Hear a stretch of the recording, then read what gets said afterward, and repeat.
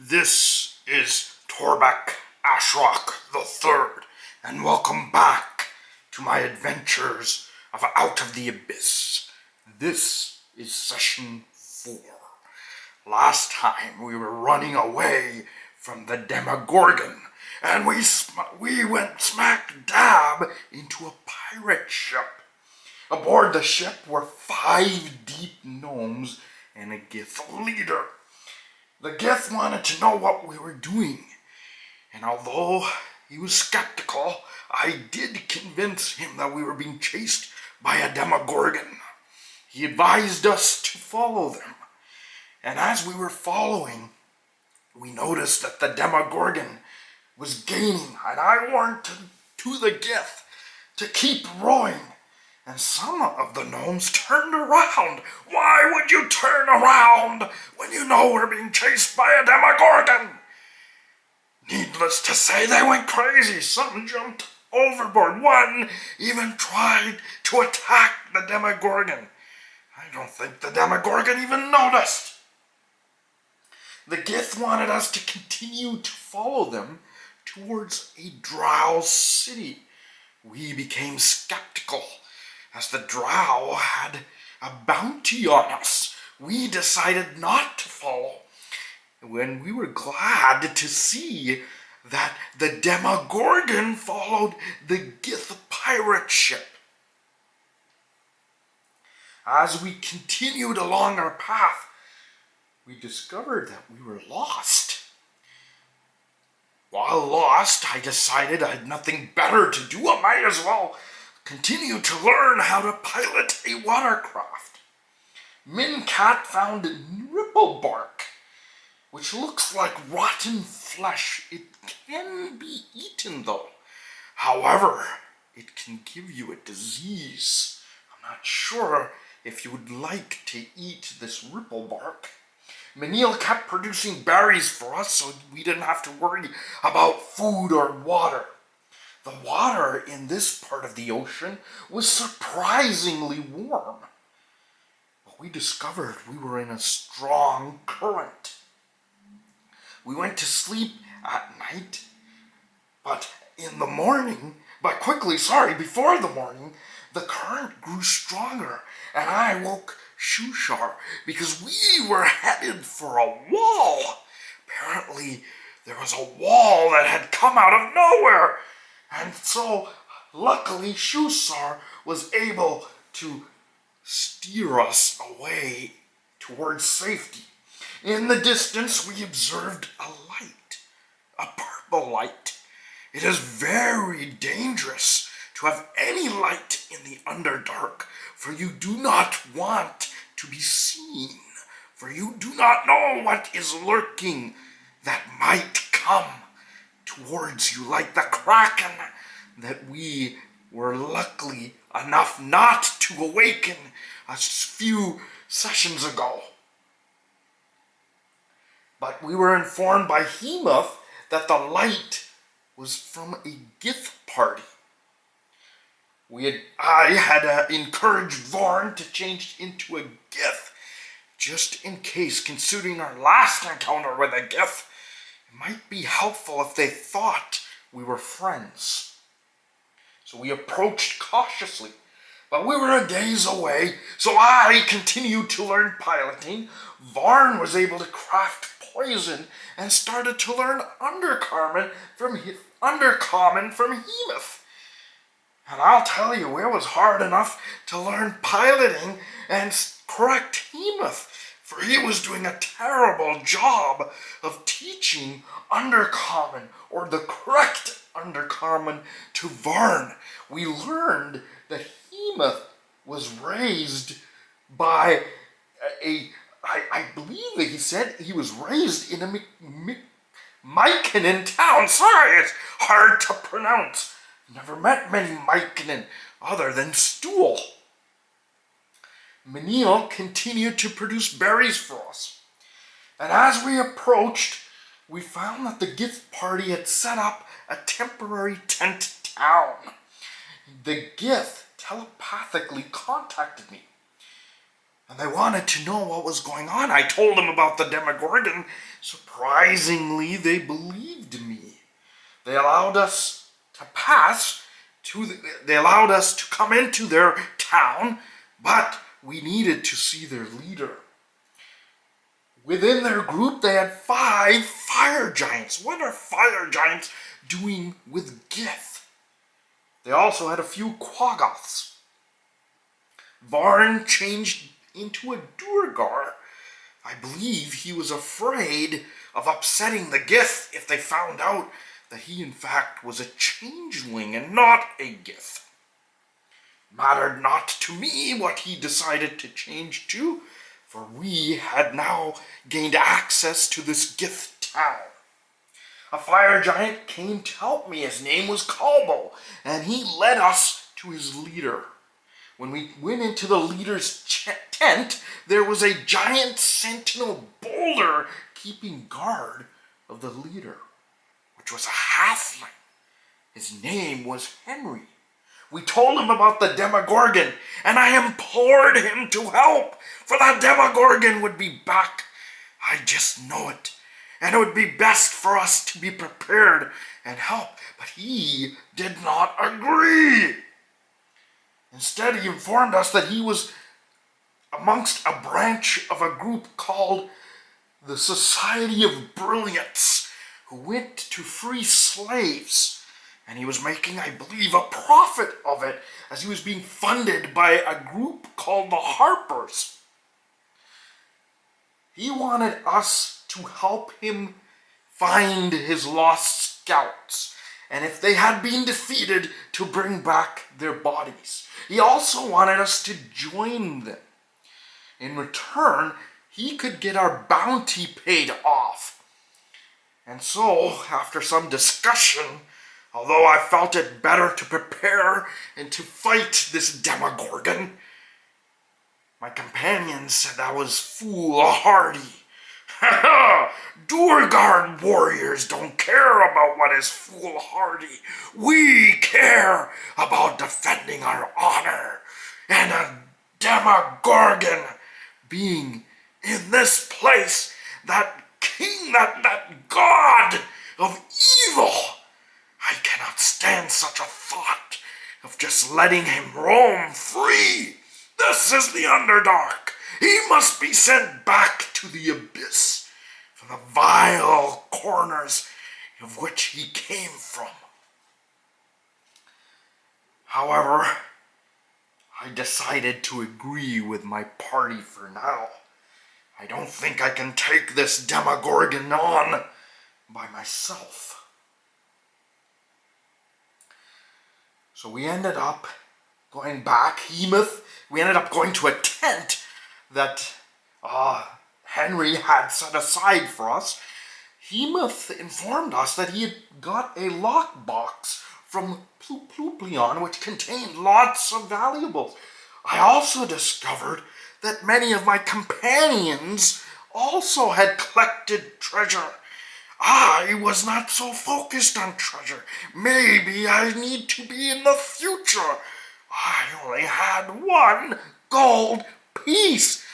These companions of mine were able to have hundreds, and jewels and trinkets of sorts. Where did they collect these? They informed me they were going to share with me. We shall see.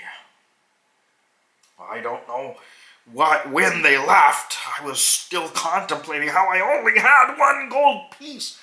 But apparently they had gone to the shop.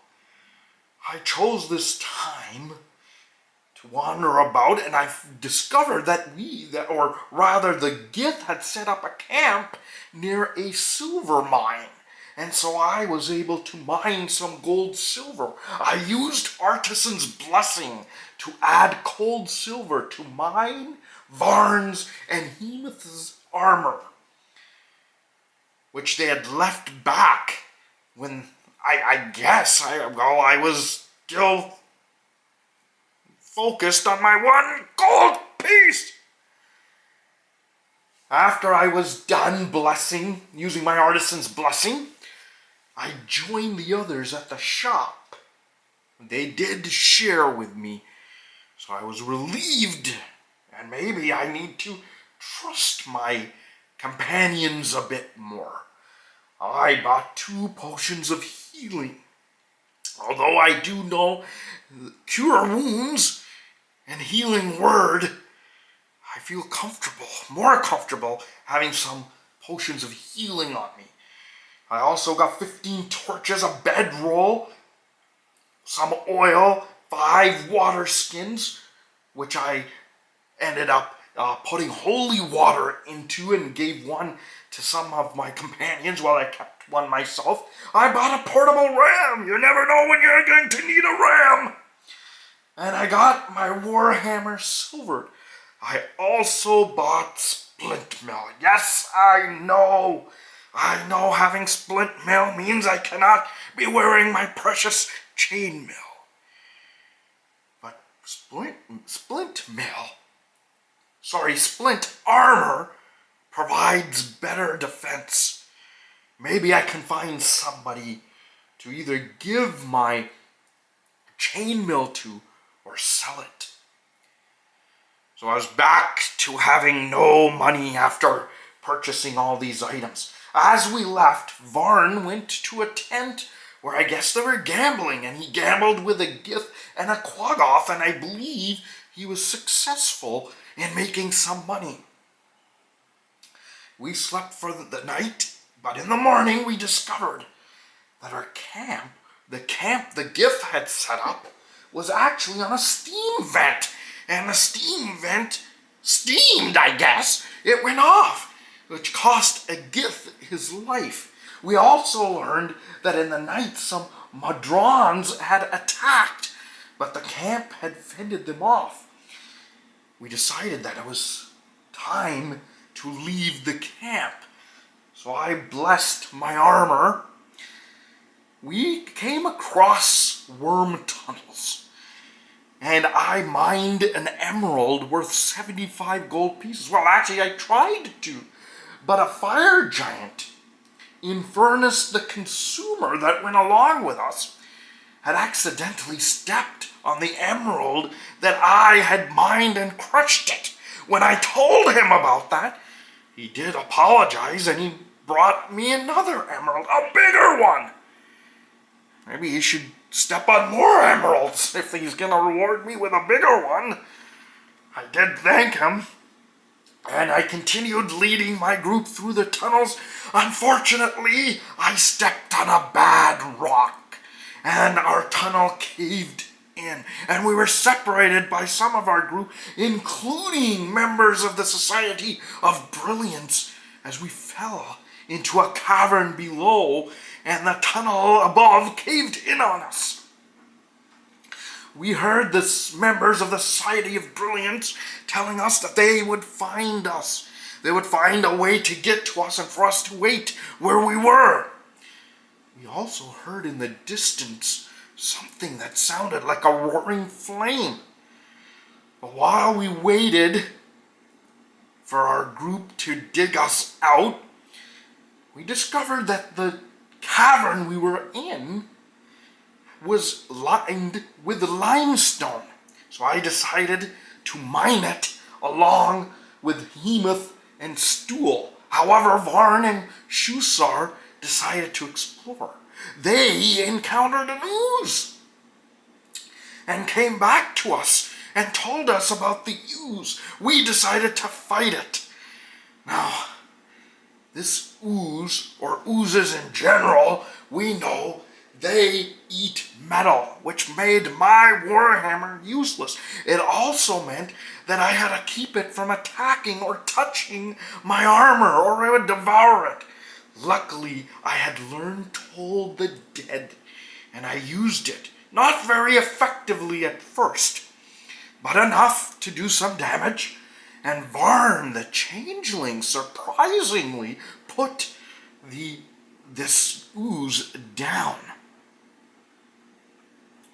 As we continued to explore, we found another grey ooze. This one had psychic power, and I kept using Toll the Dead until it was defeated.